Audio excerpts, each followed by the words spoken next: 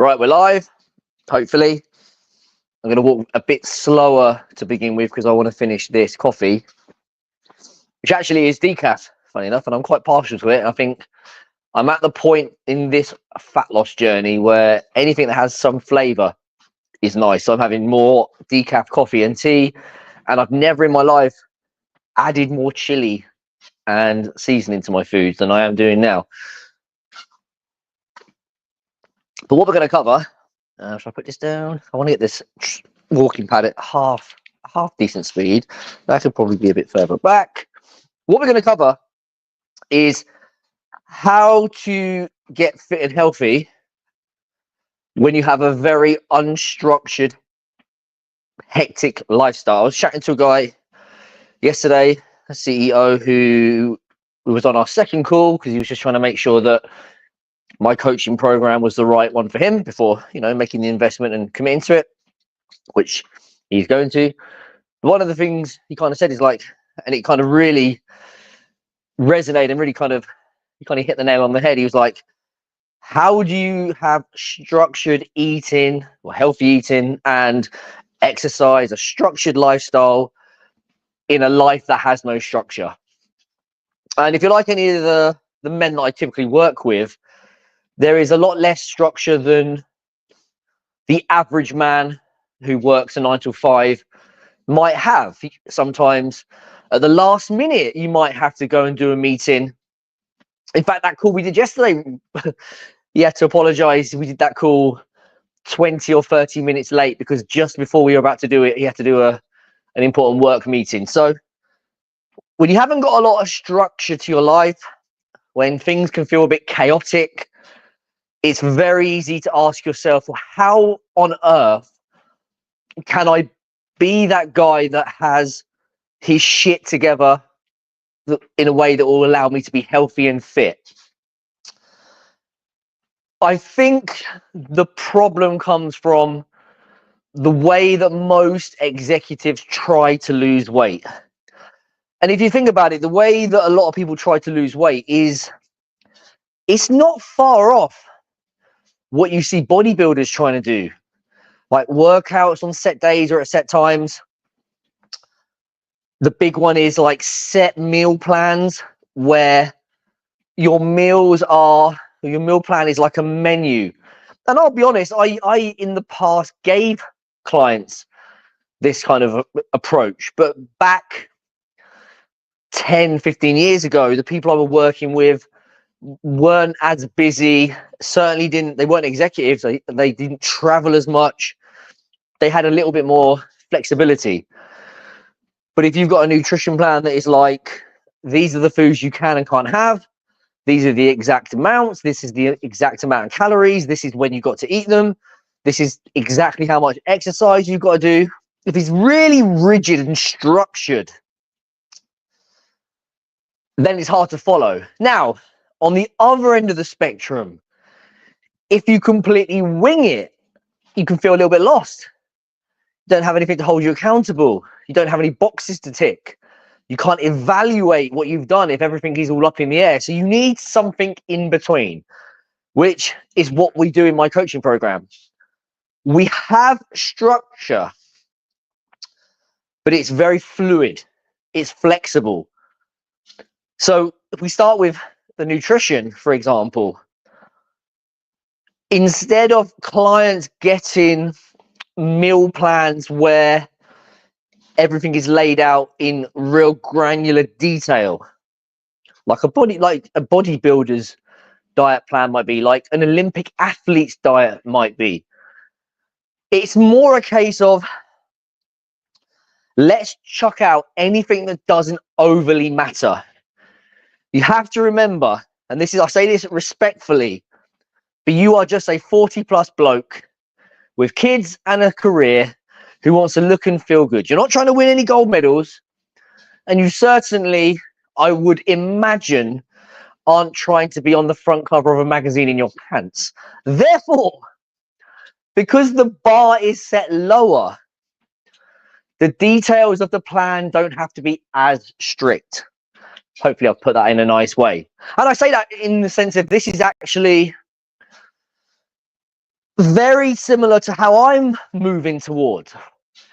If I think of it, and I've said this before, if I think of it of like a spectrum of couch potato to professional athlete or bodybuilder, whatever you want to kind of think of it as, I'm still on the spectrum closer to bodybuilder than the average guy. I have to be. Because that's my passion, my goals.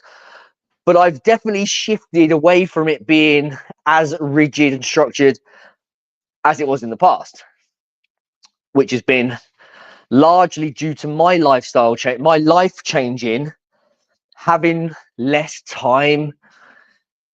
You know, if you'd asked me 5 years ago, I've been with my partner now, it'll be 5 years at the end of this month. So if you'd asked me 4, 5, 6 years ago how I do it, it would have been very different, because back then I had my one dog. I had a couple of dogs actually.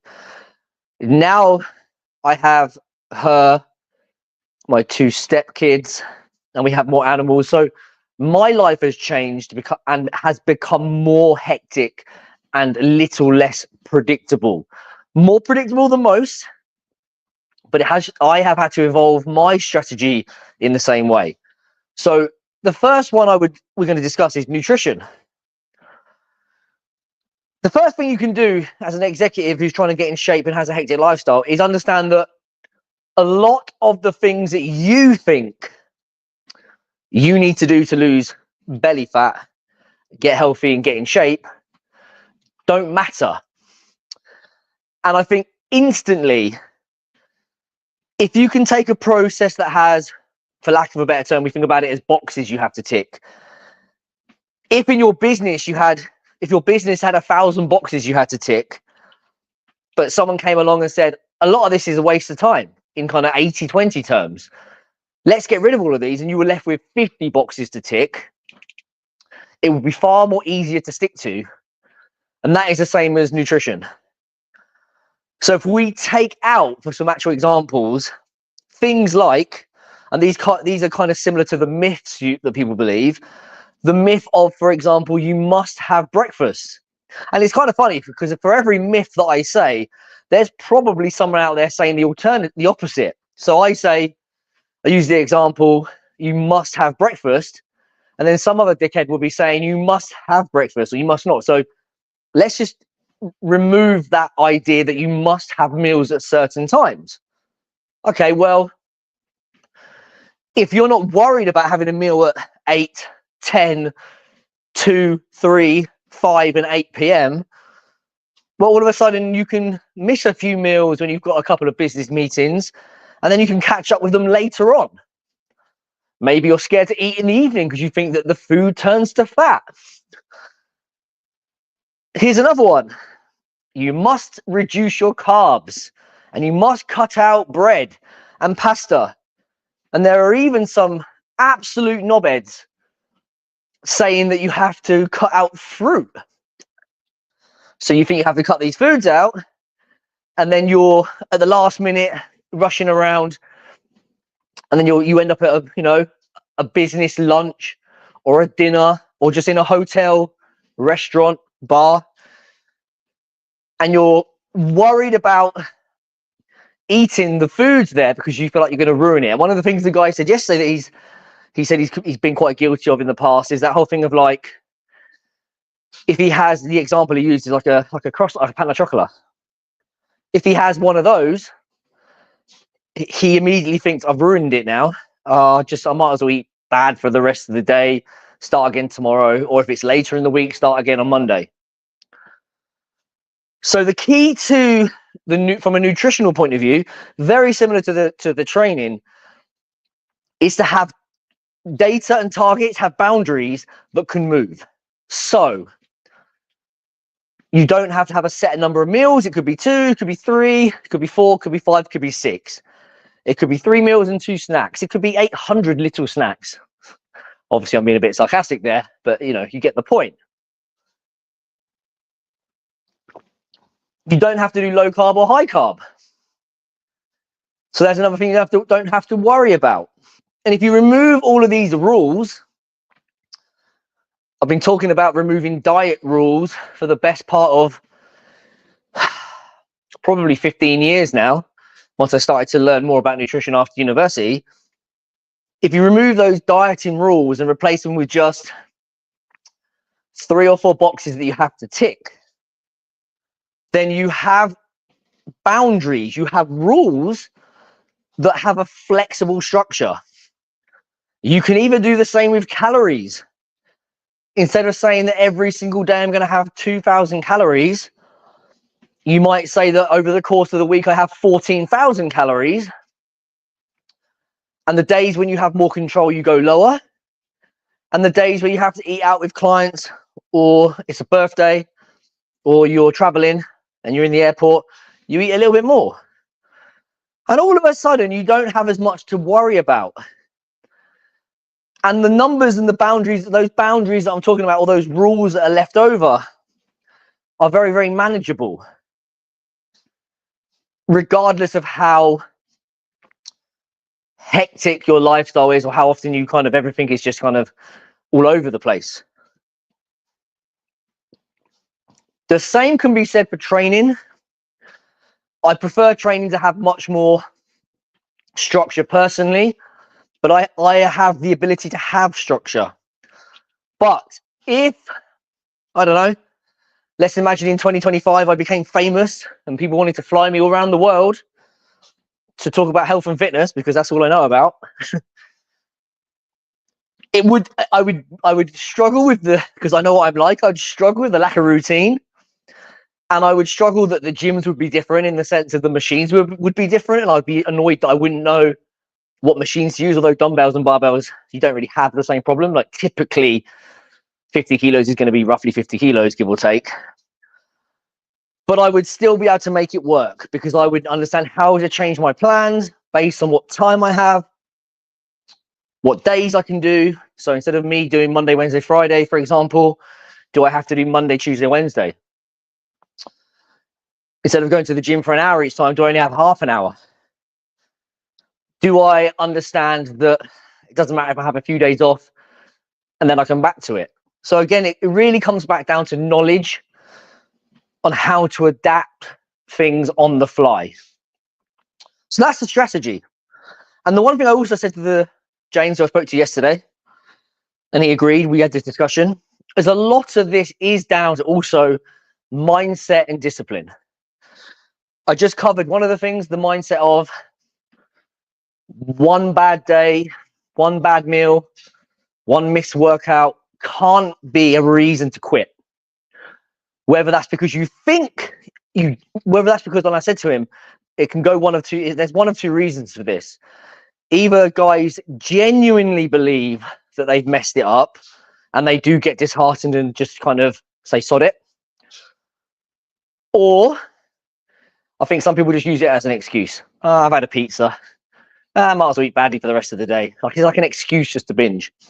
But you've got to get away from that. And that's about mindset and understanding. And a lot of it also comes down to discipline. The strategies that I talk about, like everything in life, same as with business, you could give somebody the most perfect business plan or the most perfect marketing strategy or anything to do with business, sales, marketing, whatever. And if they don't actually do it, then it's worthless. So a lot of the time, especially for executives, just having this ability to stay disciplined and make good choices is important. For example, you've had a day where you've already been to the gym and you've eaten really well and you end up in a last minute client lunch. Do you have the discipline to have 1 or 2 drinks? Or possibly say no to all of them? I know it's difficult for executives, but there is the possibility. Do you have that discipline? Or are you somebody that loses his head, gets sucked into the temptation or the peer pressure, isn't mindful, and before you know it, you've had 5 or 6 pints instead? But the point here is,